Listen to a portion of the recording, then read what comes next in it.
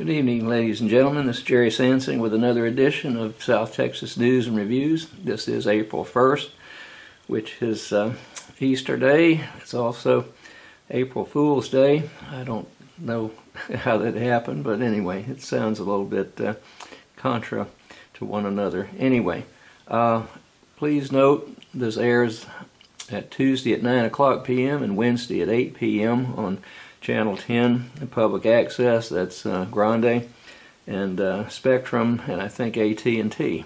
Also, please take note of my email address. It's gsansing@gmail.com. Please email me with any comments you have, positive, negative, or anything that you'd like to put on the air or have me discuss. And then they're also available on YouTube. Just go into YouTube and put in Gerald Sansing, and many of the past shows are there, plus what's going on in Corpus Christi. That's the taxpayer show that I do. I am the president of the Corpus Christi Taxpayers Association. So please comment me on either one of those issues or anything that's got you upset, or if you'd like to thank somebody for something. Anyway, I'll be right back with the show. Okay, ladies and gentlemen, the lights are on, camera's rolling. I'm going to go take my place. I'll explain this t-shirt one more time. I'm going to have it on quite frequently between now and November, because I am extremely upset with the Del Mar College Board of Regents in general, not specifically everyone.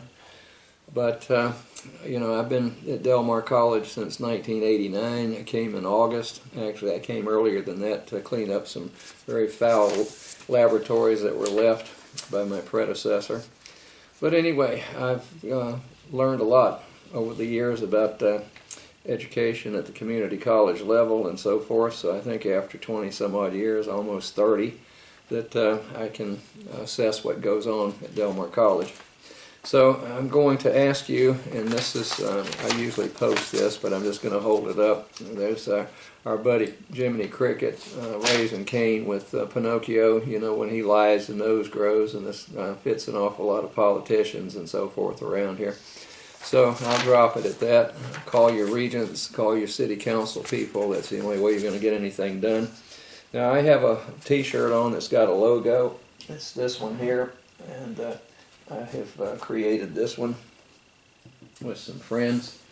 And the purpose of this, folks, is to ask you fine folks to just please, we've had enough of the shenanigans going on and misinformation and so forth and so on out of a bunch of people at Del Mar College called the Board of Regents members. I think the main purpose of that, number one, is just to be a celebrity around town. I don't think education and taxpayers associations, well-being, taxpayers' well-being at all is any, crosses their brains at times. But anyway, at the bottom of this t-shirt with this logo, there's some verbiage down here, and it says taxpayers cannot afford these members. Now, what we have are 3 members out of the 9 that will be up for re-election in November. And I think I've got good cause to say that they're asleep at the wheel most of the time. It's, it's just a hug fest down there. Let's just see what we can do. And then, if we can't pick on one of the members, Dr. Guy Watts, then life isn't worth living down here. Then we can go to these different places around the state and countryside and eat and drink and have a good time at taxpayers' expense. And I won't get it too deep into that, but it says on the front, taxpayers cannot afford these members. Now, I'm backed by the entire group over here at the Corpus Christi Taxpayers Association. Like I say, I am the president. Now, on the back of this t-shirt, it's the same logo, but beneath that it says reduce taxes. Okay? Now, rather than reduce taxes, what we're doing is we're going for these bond issues and so forth and so on under false pretenses. Okay? We don't do our homework as Del Mar College regents over there, the vast majority of them.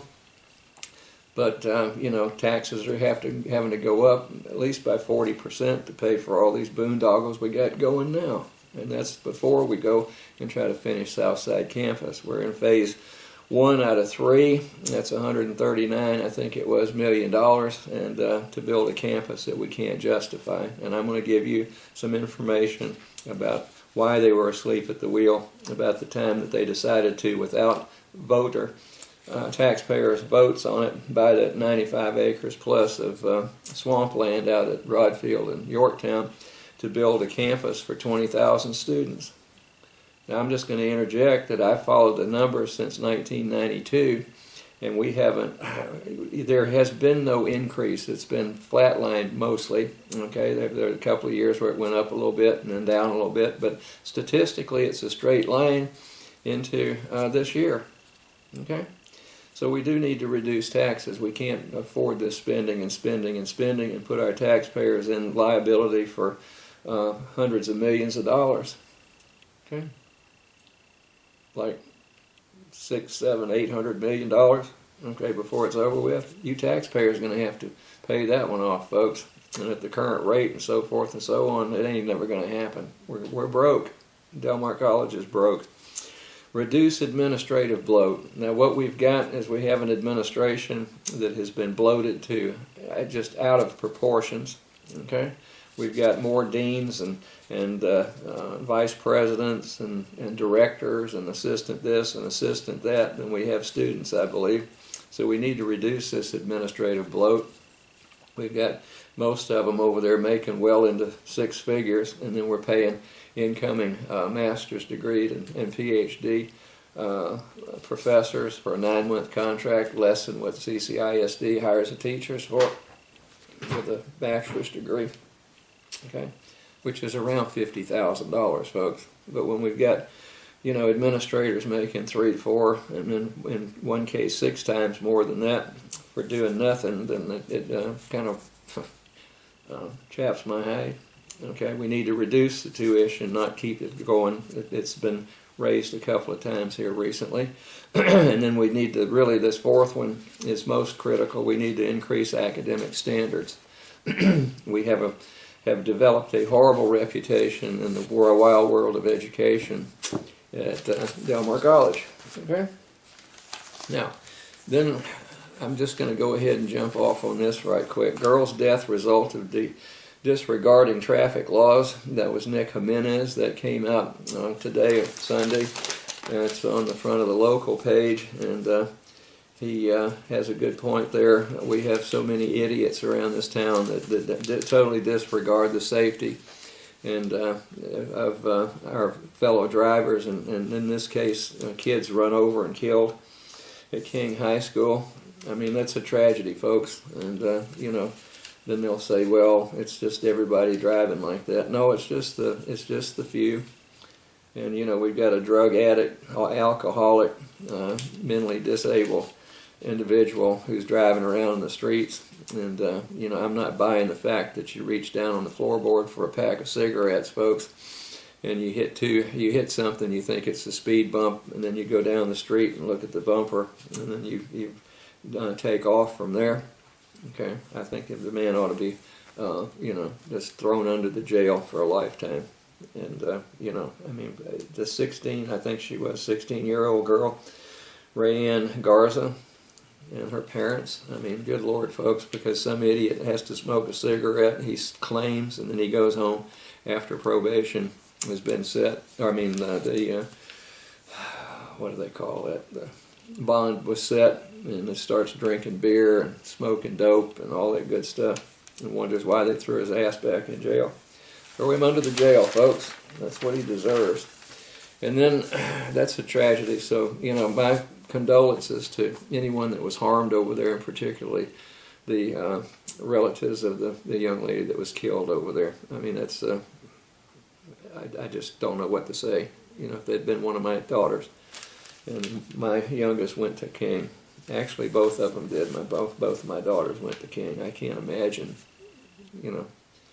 But people in this town drive like maniacs anyway, and they really don't give a damn about anybody else. And unfortunately, that's what this society is becoming. We don't care. It's all me, me, me, and don't give a damn about anybody else. And then I don't know what to think of this one. Tom Whitehurst Jr. He's the columnist for the Caller Times. Okay. Then he's the opinion editor. He writes an opinion on Sundays. Don't look at the Second Amendment for gun rights. Now, I'm not sure exactly what he's trying to say here. I do know, and I will state for the record, that on both sides of my family, I had people that used the weapons that they had during the Great War for independence. And Mr. Whitehurst, I'm not really, you say the Second Amendment doesn't apply to your right to have a gun, yet you're going to try to figure out how to justify that because you hunt. You like wild pig and venison in your freezer. Okay, well, we'll see. I just want people to go read that one and see if they can offer up anything. All right, now, then I'm going to go back into Delmar, okay? And what I'm going to do is indicate in a second what's going on. But this was in the Foghorn News, March the 26th. That's the Delmar College newspaper. They've got some excellent writers over there, young journalism majors and so forth and so on, and they put together a pretty good, a great newspaper. It gets a little strange sometimes, but students will be students. But my hat's off to the people over there that run that, the two gentlemen that are in charge of that program. And I would like to say that that's the Foghorn has nothing to do with the public relations people over there. We've got a super duper director, greatest thing since sliced bread, public relations person, and anyway, I won't get into that. But it says dual enrollment to be offered for Delmar, A&M students. Now I'm going to read this whole thing. I think it warrants that to let you people out there know what's going on. And it could be a good thing, but I have seen the academic thrust, academics over there slide into mediocrity. I agree with Dr. Watts with that, so maybe they can spend a whole bunch of money going after me, like they did my best friend, Dr. Bruce Olson over there. By the way, the school had locked him out. It's been going on for many years now. It's been appeal through appeal through appeal. A jury came back on one lawsuit that Dr. Olson had against, and still has against, Delmar College for over $500,000 plus some other money for attorney's fees and so forth. And Delmar spent probably over $300,000 appealing that.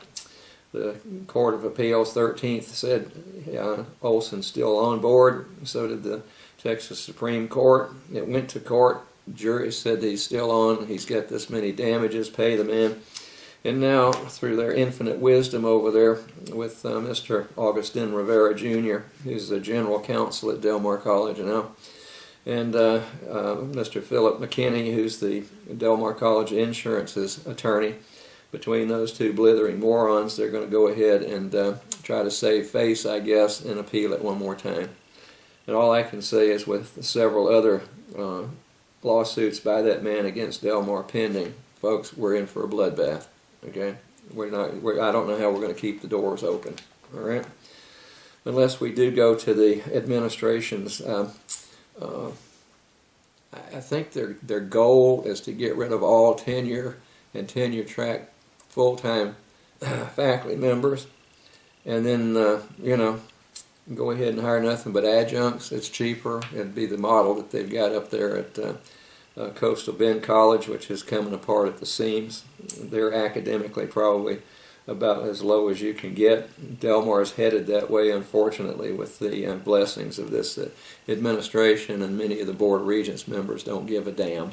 Okay, they just keep getting their buddies in here to spend a bunch of money, make their buddies rich, building new campuses and stuff.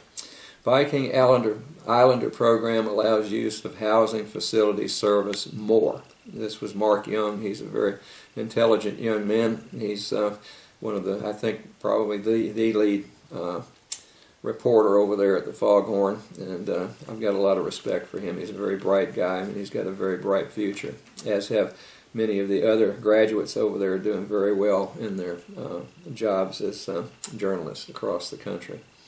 All right, here it is. A dual enrollment program for students to attend both Del Mar College and Texas A&M University Corpus Christi will soon be implemented, but not for all students. Beth Lewis, Executive Vice President and Chief Academic Officer, and Rito Silva, Vice President of Student Affairs, laid out the plans for the new program at the March 6th Board of Regents meeting. The plans, according to Lewis, have been many years in the making. Now, those are the two that like to go after me on a witch hunt, and I'll explain that a little bit later. I don't have a great deal of respect for either one of them, so I'm just going to put it out there on the airways, folks. So, this may be a great program. I haven't got all the details, but, here we go again. The VIP Viking Islander program will see students concurrently enrolled at both Del Mar and A&M Corpus Christi at the same time, with students starting off at Del Mar while slowly integrating into A&M-CC. Students in the program will be able to use services from both campuses, including housing at A&M-CC, and the program itself will be managed by both institutions. However, the public will not be able to apply to this program. Only Bubble students, will be invited to join. Bubble students are defined as students who receive around a 17-18 on their ACT. Silva says that currently around 400 students qualify for this. The majority of classes will be completed at Del Mar with successful students who complete 30 credit hours a year with a 2.5 grade point average automatically receiving enrollment to A&M Corpus Christi. Silva said that while it is not required for the program, Del Mar will encourage students to complete an associate's degree. See, what we are is we're an associate's degree mill. It makes us look good if we graduate a bunch of people. Whether they're through or not, or qualified or whatever. Let's just graduate everybody. President Mark Escamilla said the program takes after the blend model that is used in College Station and will not only benefit students but both campuses. This is a great opportunity for students who aren't entirely ready for university life, Escamilla said. I wish we could get CCIS to make people that were ready for college life at Del Mar College, but that's a pipe dream too. We've got all of these programs for developmental classes and so forth and so on. And those students need to be developed because CCISD has fallen on their butts trying to do that. Now, more details on the program will be rolled out within the next couple of months. Regents voted 8-1 with Regent Guy Watts opposed to increase student fees from $7 to $15 per semester. They also proclaimed April 8th through the 14th as Del Mar College Library Week. Now, the increase in the student fees, activities fees essentially, is because now we have this I don't know how much it costs us a month, this little guy walking around in a stupid looking suit that looks like a Viking with horns on it, and he buzzes around like, Goofy used to do on the Disney show. And this is at the college level. I mean, seriously, folks, what are we paying that for? And then we also hired a coach to coach the little person that's dressed up like a Viking to jump around campus, and then they do the Viking clap, it's called over there, which is horrifying. Okay, am I getting the point across? Okay. Now, and then here's Nick Jimenez back in February. This is this is something else, folks. It says Del Mar gets closer to becoming a Southside legacy. Now, what this was about was the people who are going to make millions of dollars as architects, contractors, engineers, and so forth and so on. And then in the trades, the air conditioning and heating and so forth and so on. These are friends of the two of the Board of Regents members. One of them's a self-professed CPA, which he wasn't. And then, you know, he's also a vice president of one of the banks around here, and he pushes everything to get tax money out of you people. So he's the one that was pushing for the Delmar Works. So I just happen to have that sign up here. I don't know if the whole thing will show or not. This was some of the biggest lines of bovine excrement and hooey and lies that I've seen in a long time, folks. We do not need that $500 million campus on the south side. Okay?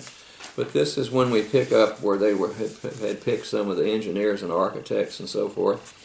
And one of these days I'm going to do an exclusive show when this thing craters and we're totally broke on how many lies were told about that and how many people contributed to that political campaign. That was a political campaign run for Delmar College, okay, by some people. And the contributions were from architects, engineers, contractors and so forth almost exclusively, unless there were a couple of the Delmar College administrators that donated to it. Okay, and now I can show you some of the checks that we've got. Okay, now I wish that during the time that they had this great idea for that Southside campus, that somebody in that college administration and the Board of Regents had paid attention and looked up building in general of colleges and universities and so forth in this country before they made that that pitch, okay, that blatant. I'm just going to call them lies, folks. Okay. Now, if they looked in the New York Times, and this is on business day, and I think somebody at Delmar College needs to be paying attention and Googling see if they can find articles around the country. This was done in very late December of 2012, okay?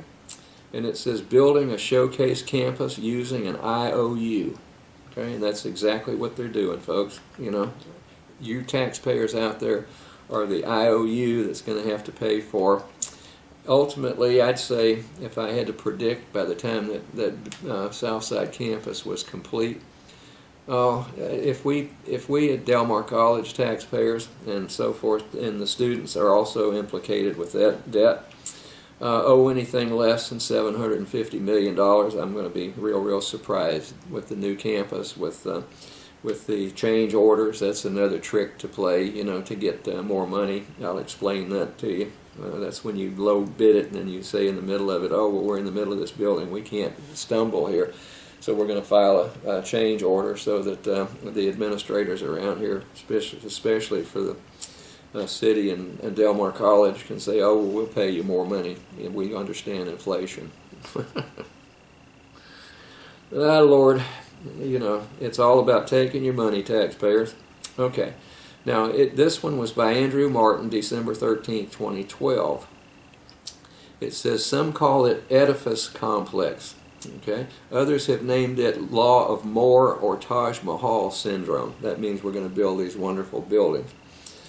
A decade-long spending binge to build academic buildings, dormitories, recreational facilities, some of them inordinately lavish, to attract students has left colleges and universities saddled with large amounts of debt. Oftentimes students are stuck picking up the bill. Okay? I hope they don't start. Well, you know, with tuition rising and taxes going up, we've seen 7.95% in taxes going up for Delmar College this year. And in order to keep up with the debt, I'd say that's going to go up 40 or 50% by the time we get through clowning around with this stuff. Okay? And they mentioned 40% in this one. And it goes on and talks about debts at different places and, you know, the time that people are putting in these big buildings and so forth and so on. Picking up the bill is one of the outstanding ends of this. Okay, there's nothing in there that says you become more efficient, your ratings will go up. They'll probably go down. So this gives you a real good indication of how much debt these brilliant college administrators and their boards of regents or whatever, boards of trustees, whatever they want to call themselves.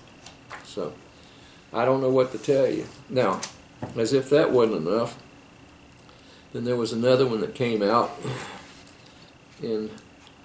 earlier in 2013. Public universities plow ahead with billions in construction despite tight budgets. Okay, and this one's real interesting too. This came out. Let's see, where was this one? It was in one of the major publications around. So this one goes on and on, several pages, and it shows you pictures and so forth and so on. So there's no bottom line in higher education. The private sector has a bottom line, and in calculating the bottom line, you have to calculate the cost of these buildings and maintaining them, which cuts into profits. So a business person says, do we really have to build this building? I wish that was something that Del Mar College Board of Regents had asked themselves, plus the administrators as we're pushing that Southside campus. Okay. One person sees the situation as a symptom of what he calls the ossification of American universities and colleges, their unwillingness to change the way they do things in face of new realities. There's no evil force on every campus that is creating what happens to be inefficiency and wasteful behavior. What it is, it's the result of a combination of things going on in a period of extraordinary change when old systems need to be re-examined and aren't being re-examined. Okay? And you'll sum all of that up and you get a situation that doesn't make any sense. So it doesn't make any sense, ladies and gentlemen, and if the Board of Regents and the administrators at Del Mar College had been paying attention, then that wouldn't have made any sense to them either, and they wouldn't have even broached that subject. Okay, and then this came out in the University Business magazine, and it's July 28, 2015. Budgeting for building upkeep, strategies for tackling deferred maintenance across campus. Now, I have been at Del Mar since 1989, when I went ahead and retired from the pharmaceutical research business, and I wanted to teach, wanted to raise my kids down here. My wife and I are very fond of Rockport and Corpus Christi area, so I have seen the deterioration of buildings at Del Mar College severely because of the lack of maintenance. Okay, it's called deferred maintenance. Okay, so I have seen it time and time again at Del Mar College with the administration and the Board of Regents members over the years, allowing the buildings to go right straight to hell because they will not budget, and they did not budget, and they will not spend money to keep up with them. Okay, so this is an article about that. All right, it says prioritizing projects. Okay. Now, you need to do that. Policy shifts needed to combat deferred maintenance. Well, we don't have policies to do that at Del Mar. What we do is we're going to rip down old buildings and we're going to put new ones up that we don't need. If we'd taken care of the old ones, we would have been in pretty good shape. And they say, oh, since that was built in the 1940s, 1950s, it's not any good. Well, I think they mentioned one in here, a Colgate, which is an old school, okay, is among the institutions that are making progress on deferred maintenance. We're being very strategic about it. It says the school, who the school was named after, okay. America, most beautiful campus in 2014 by the Princeton Review, in part because of its historic stone buildings. Now you go to the East Coast, folks, right there on the Atlantic Ocean. That's salt water too.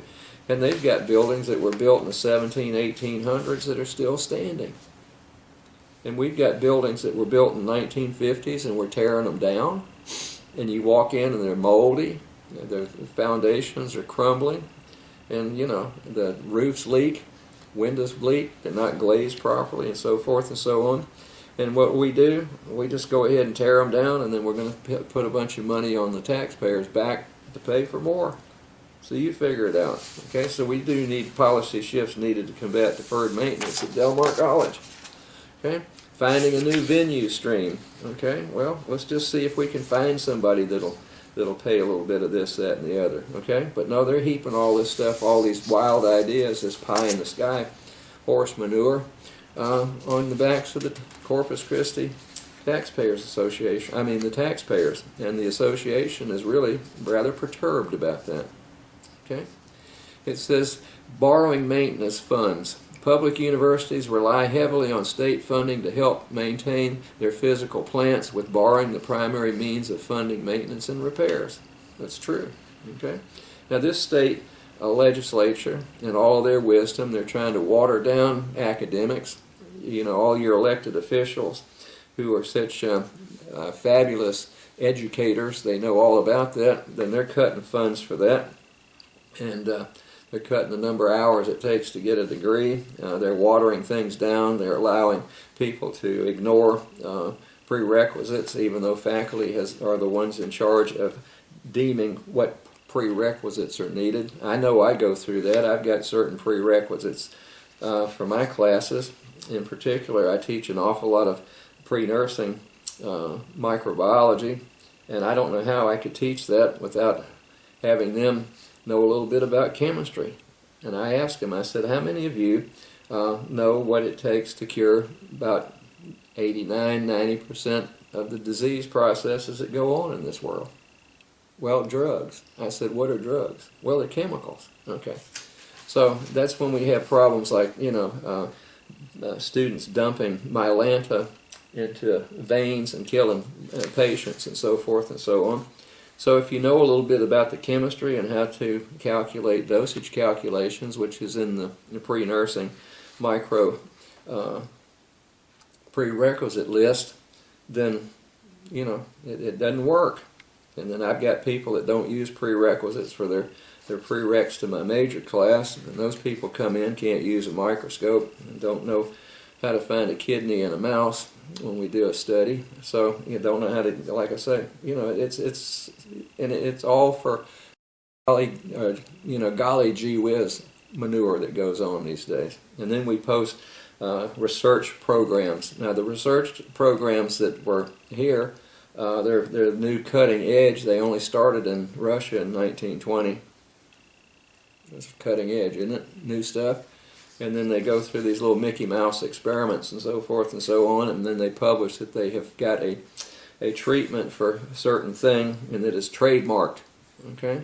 And it's blatantly labeled there in the hallway, trademarked. I've looked up the trademark on it. That's nothing but bovine excrement, ladies and gentlemen. Okay? And then there are people that will not abide by the prerequisites. I was asked to set those for both the majors class and the pre-nursing because of my degree in micro, degrees, plural, and also my majors at the master's PhD level in both biochemistry and microbiology. Okay? But I'm not an award-winning microbiologist, so I guess I shouldn't say anything about that. Okay? Refocusing funds and donors. Okay? Well, let me give you an example. In the Venner's building over there, the Buddy Venner's business building, we have had the alarm system over there, fire alarm mostly, out for, I think it's almost a year now. Okay, so what we have is a person walking around and looking for fire, I guess, during the day, and we can't get that fixed immediately. Okay, I think it's because the fire department gave them a certain amount of time, and they're going to take every nanosecond of it. It's just like them providing answers to Public Information Act requests. I'll get into that a little bit later. And then budgeting for depreciation. Okay. If you've got a building, folks, and you're sitting here in Corpus Christi, Texas, then I will be getting more than honest with you. We're going to have some problems with maintenance, okay? And then we hire outside maintenance contractors that aren't worth a tinker's damn, okay? And groundskeepers, and I think on one of my shows I did go around the last time and show you about a whole bunch of garbage going on there, okay? So I don't know what to tell you except, Del Mar College is an abysmal failure, and until you people start calling your Board of Regents members and then voting the bums out that have perpetuated all this for over the years, then it's going to be the same old thing. Your taxes are going up tremendously, and you're going to be stuck with a lot of debt, folks. Here's to you. Okay, now, another thing that bothers me is the lack of care by the Del Mar College administration when we had our health care administrators changed by the Employees Retirement System of Texas, and they picked and dropped a good company and came up with Blue Cross Blue Shield of Texas. Those people have just been a disaster. I've lost my primary care physician. I went in actually 2 days ago for my physical. I'm not insured in Blue Cross Blue Shield because that physician is not on their list. He told them to drop dead. He wasn't going to take less money for physical exams than is paid by Medicare. Okay, and he just told them to stuff it in their ear, and his 3 partners, which I think is a great thing to do, folks. But unfortunately, I was told to go get another primary care physician, and they supposedly had a long list. Several of those were called, and nope, we're not taking Blue Cross Blue Shield.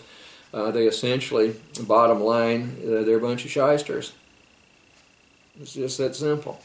So I went ahead and paid full price and did not have the insurance pay my physical the other day. Okay? Now, in addition to that, I paid my own for my prescriptions. Okay? I just paid them out of my pocket. So one day, I'm going to get even with these buzzards around here. Now, this is statewide. I have fellow faculty members who have submitted. They have some very outstanding medical problems to take care of. Thank God they're doing well, but it's because of the previous administrators were able to take care of them, have them go to the proper specialist, and so forth and so on. But that's no moss, folks. Okay. Now, one person, I will not name names, had a problem. It's a cancerous problem. And then he submitted a bill to Blue Cross Blue Shield for an expert, a specialist, and the bill was a little over $1,100. And Blue Cross Blue Shield, bless their benevolent hearts, they sent him a check for 18 cents. Now, if that isn't a poke in the eye, I don't know what to tell you, folks. And then I've heard from a lot of other people. Now, I have been on this, and I guess it says change coming for state employees' health plans. Now, this is not only Del Mar College, folks. Community colleges are under that plan now through the ERS, okay, the Employees Retirement System of Texas, bless their black hearts, okay. Now, then what happened is that is statewide. I think employees plus their families that are under Blue Cross Blue Shield now number around 440,000 people. That's Department of Public Safety, that's TxDOT, you've got all of these government things around here. I think TCEQ, the Texas Commission on Environmental Quality, those employees that are here statewide are with that. And I've understood that our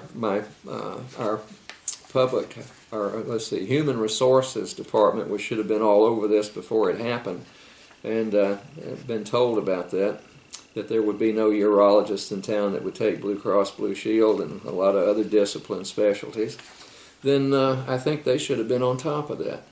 Now, I've understood through the grapevine that our HR guruette over there is working on it with some of the state legislators around here. I tell you what, Todd Hunter doesn't give a tinker's damn about employees of Del Mar College. Okay, he's interested in going over there and having them buy T-shirts for his re-election campaigns at taxpayers' expense. That's the administration did that. Our esteemed president, Dr. Mark Escamilla. And, he doesn't give a damn about anything except going and sitting in front of the TV camera saying how much he loves Del Mar College. Well, he may love the college and the administration, but he doesn't give a tinker's damn about the employees over there. Neither does Chewy Hinojosa. Okay? Or they would have done something by now and said, hey, whoa, wait a minute, this ain't going to fly, folks. These people are educating our youth, and actually, I don't refer to some of my students in their 60s as being youth, but predominantly trying to get people ahead, and that's my goal in life. So here's what I did. I'll just read this one quickly. I sent this one to what's called DMC All. That means all the employees at Del Mar College. Subject, the Employees Retirement System of Texas, Blue Cross Blue Shield of Texas. Please be advised that this is not intended to be a solicitation but informational. I am very disappointed and perturbed with the Employees Retirement System of Texas and their engaging Blue Cross Blue Shield as our health care administrator. Many state employees are under great stress and strain due to the medical community's refusal to work with Blue Cross Blue Shield. The medical community knows that they're substandard, and they're a bunch of shysters. Okay? Many thousands of state employees and their family members have been impacted. Therefore, I have engaged an attorney who is looking into filing a class action suit against ERS and Blue Cross Blue Shield on behalf of any state employee that has been affected. Okay? I do not want to conduct this business on the DMC email system. Therefore, if you would like further information, contact me at gsansing@gmail.com for more information. Also, please pass this on to any non-Del Mar College state employee. So, folks, you've got my email address. If you know somebody out there that's been affected by this, not just limited to Del Mar College employees, but if you know DPS officers or TxDOT people or,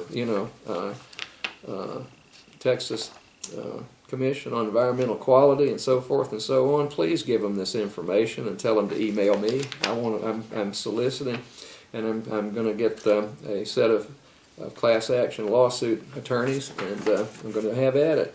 I'm that perturbed with this. Don't mess with my friends and neighbors and my fellow taxpayers out there. Bunch of crooks. Okay? All right. And I said again, this email is for information only. So I did send this out. I'm waiting to have my door locked because I use the Del Mar College system to try to take care of Del Mar College employees. And then, I'm sure this is different from the people that use DMC All to solicit, come by and pick up a stray animal, or we want to do this, or we want to do that, and so forth and so on. So, call your state reps. Call Del Mar.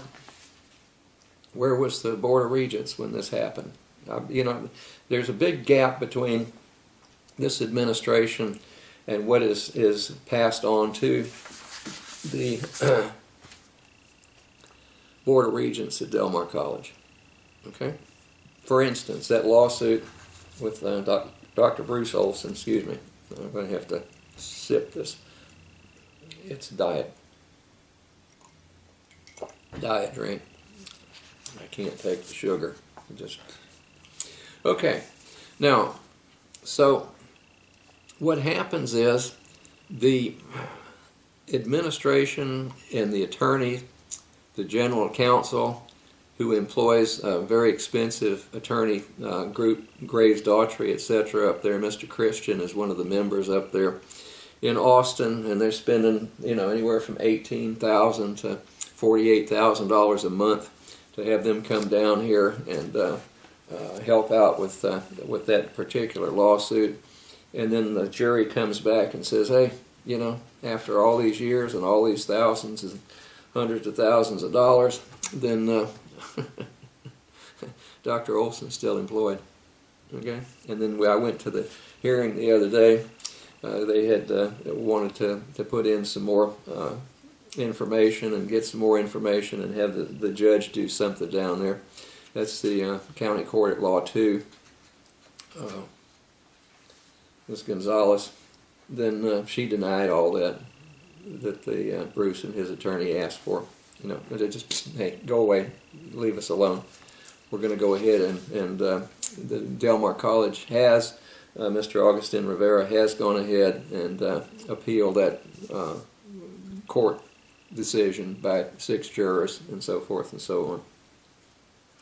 And the initial ones went for several years and $300,000+, and now he's going to go ahead and appeal it again to the 13th Court of Appeals. Who sided with Dr. Olson in the first place? So then I'm sure that, you know, if they get turned down by that, they'll also appeal it back to the Texas Supreme Court, which Delmar did for tens and thousands and hundreds of thousands of dollars. So you cook, folks, just to save the ego of a couple of moronic, I consider them to be moronic attorneys and administrators and so forth and so on. But believe me, I don't hear anything passed on to the Board of Regents. Anyway, then I've got the city to contend with. There are a bunch of shysters down there too, it seems like. Okay, Mr. Jack Gordy, my vice president of the Taxpayers Association, stumbled across the fact that with 26 full-time employees that are paid for by the city, you taxpayers, and Mr. Miles Risley is the head one down there, and that the city's still paying outside law firms. And there was one of them from 12/16/16 to 04/17/17 were paid. They paid this, Coates Rose out of Houston, $550,527.37. Okay, and then if you take a look, let's see, who was this paid to? Sledge Law and Public Strategies Company, $34,000 from for that. Well, that was about a year. That's not too bad compared to some of them. I haven't looked up that lawsuit. And then we had another one over here that was Lloyd Goslink and so forth company, that they paid them from April 14th, 16 through I guess it's May 11th, 17. It was $513,126.40. Now I went ahead and it took me 4 months, almost to the day, to get the city to respond to my Public Information Act request for the billings that firmed up, tell me what Coates Rose had billed for. Okay. Now it did take me 4 months. It's supposed to be 10 working days, but I filed, and I think it was December 18th, 19th of last year. And then I went down there January 19th and asked what was going on, and they said, oh, well, we've lost your Public Information Act request. I had it date stamped in at the city secretary's office, so they couldn't wiggle out of that. Then I talked to an attorney that day. He stamped it that day, January 19th, and then all of a sudden, you know, we're going to have to do this and we're going to have to do that and so forth and so on. And then I get an apology call from somebody down there that says, oh, we're sorry we're taking it, we don't know what happened. Well, if you don't know what's going on in that law department down there, folks, how in the hell are you going to pay for Coates Rose to do something? Well, I guess maybe you should. You know, I don't know. I'll have to saddle that horse. But anyway, I went back to the beginning there in 2016, and since then up until the present, I don't know if this is correct or not. The bookwork was kind of sketchy. I'm going to have it confirmed, but it appears that the city paid this law group $1,157,041, and that's a big ouch. Okay. Why are we paying 26 attorneys down there, and why are we going out of town? I don't know. Then another thing that I did, despicable me, was I went ahead and I asked for information concerning non-ADA compliance. It's a crime around here, folks, and it started over there with my interest in the Gulfway Shopping Center on Airline and SPID. So they had palm trees growing up there, the city, and I heard Mr. Risley, who's the city attorney, sit there and state that he didn't have to take those out. So what happened was, after some pushing and shoving, AEP Texas cut the trees down because they were pushing up into the power lines and utility lines, and they ground the stumps and poured the concrete in there, which the city said they couldn't afford to do, and that they didn't have to do it because they'd been exempt from that. Okay, so I wrote a complaint letter to the Department of Justice, specifically the Civil Rights Division, Disabilities Rights Section, which is ADA, which is the Americans with Disabilities section. Okay, we have a lot of people, unfortunately, they're disabled and they have to get around town on sidewalks and so forth and so on, and into buildings and so forth, and this town is an abysmal failure when it comes to complying with that and having any compassion for any of the disabled people in this city. Okay, so I sent that to the Inspector General, and then Donald Trump, I didn't hear from him. John Cornyn, no response. Blake Farenthold, no response. Chewy Hinojosa, no response. Todd Hunter, no response. Rick Spurl had a little bit on it on the KRS News, and the Caller Times didn't say a word about it. Okay, now I got back a letter from the city that says that if I want to complain about ADA noncompliance, then they sent me a form, Citizens Accessibility Grievance Form. Now that's been sent before, and it's been totally disregarded. I have not sent one, but I know someone that did. Okay. Then I got one back that astounded me from the Department of Justice, Civil Rights Division, which ADA comes under. Okay. This is in response to the complaint you filed with this office alleging a possible violation of the Americans with Disabilities Act. After carefully reviewing the information that you provided, we have decided not to take any further action on your complaint. Unfortunately, because the section receives thousands of ADA complaints each year, we do not have the resources to resolve all of them. Okay? So they sent me a list of let's see, the Client's Assistance Program, Disability Rights Texas, and these people don't send anything back, folks. So here's your federal government. U.S. Department of Justice is in a shambles right now. I think we ought to shut down the whole damn works. And, you know, if I were in charge, I'd fire everybody that works there and hire new people, make them all reapply for their jobs, and hopefully I wouldn't see one familiar face when I walk through any of the offices. And that's what I told Buddy Fenners a long time ago about Del Mar College administration. And then the Department of Veterans Affairs, I would think they would do something about it. After careful review, it has been determined that the issues do not fall within the scope of the OIG on an actionable basis. As such, we will take no further action regarding your submission. Please go to that for more information on this matter. So, pass the buck. Okay, so there's what this town and all thinks about you. Now they've said, Mr. Risley and so forth, that you know, if it's impossible, or let's see, what's the other term we've got here?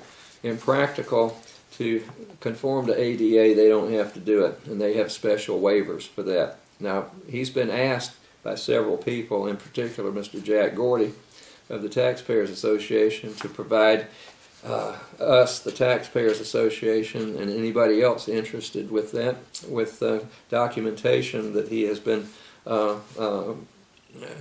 relieved by the Department of Justice, ADA people, of having to comply to local government facilities guidance and revisions. Okay, so he says impractical, not wise to put into or keep in practice or effect, incapable of dealing sensibly or prudently with practical matters. Well, that means that, yes, with this city, with these lunkheads down here, bozos and bozettes, then that fits. Okay, incapable of dealing sensibly or prudently with practical matters. Okay?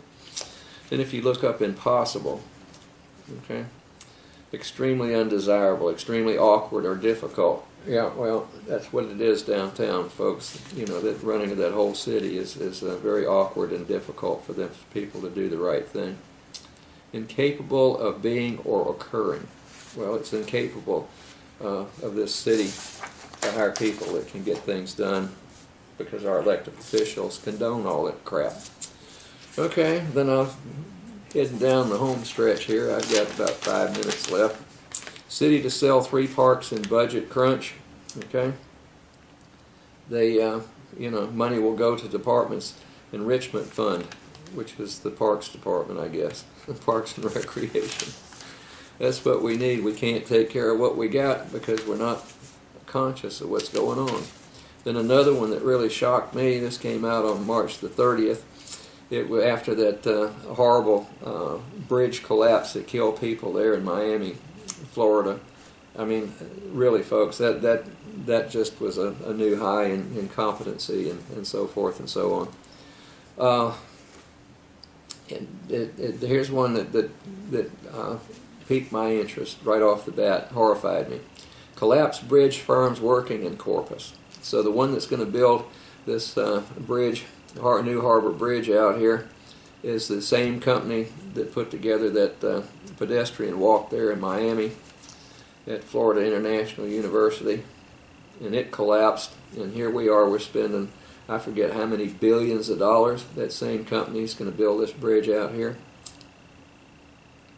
So if you want to look that up, go back to the Caller Times, and there's a story on March the 20th, 2018. Now that scares the hell out of me, folks, okay? I was thinking that I may move out of town, go over to Portland, and get out of this taxing district. But, you know, then we've got Exxon Mobil going in over there. They're going to be killing people, just like Voestalpine has a great propensity to do. And Cheniere's been fairly decent over there. And then we had M&G Plastics and so forth and so on, and some of these other companies around here that are polluting the hell out of us and endangering your health and mine. And I'm not bragging, folks. I was asked to do this. There were about a good 100 of us with the Clean Economy Coalition, everyone pulling the same weight. But I was the chair of that organization, and at least we don't have Las Brisas Energy Center down there polluting the hell out of everything and killing babies and so forth and so on around here. And I don't know what's going on down there at Washington Coals and Hillcrest anymore. I know I tried to put a nonprofit together and get buy some fourplexes around Duplex East Campus to move some of those poor single mothers down there out of those lousy public housing and get them over there where they could walk across Staple Street, get their kids in the early childhood center for care, and then go to class and see if I could get the foundation, Belmar College Foundation, to provide scholarships for them and give them a leg up in this world. It's tough to be a single mother, folks, especially if you have to, you're starving to death and you're living over in one of these assisted living places, the public housing. And it just breaks my heart. And then, I got so much flack over there for that. Ran into some people that didn't want to help with that. It was more ego than anything else, which is what drives Corpus Christi, Delmar College, and the rest of this around here. So I'm going to keep pushing, keep trying, see what I can do. And, I guess what I ought to do is just go ahead and retire and move back. I went to graduate school at Auburn University in Alabama. That's one of the most gorgeous places on earth. And go back over there and just sit on my butt and play dominoes and tiddlywinks and, enjoy life. But that's not me. I hate to tell you, folks. And that's the reason that I'm such a headache for so many around here. So I don't know what to tell you, except this place is very, very unique. Got a bunch of blockheads here, and you guys keep voting in more blockheads. So, get up off your butts if you would, and go sign up to vote, and, educate yourselves. Read the newspaper. Find out what's going on around here. And if you really want to ask, then all you got to do is email me at gsansing@gmail.com, and I'll be glad to enlighten you. Okay? Much to the dismay of many elected officials around here. They can't handle the truth. I hate to quote that mean guy on that movie, but I guess that was Jack Nicholson. You can't handle the truth. All right, I'm going to shut it down for a minute and come back with that amaryllis plant there. Okay, ladies and gentlemen, the amaryllis are in bloom this time of the year. I've got a porch full of them. This is dedicated to my dear wife, Miss Lynn. and my mom, Miss Connie, and my good friend April 23. And you know, I used to catch a lot of flack from wife. You got too many amaryllis plants, and then when they bloom, she said we can't get enough. Anyway, bless her heart. Anyway, y'all take care. I'll be back in a little bit.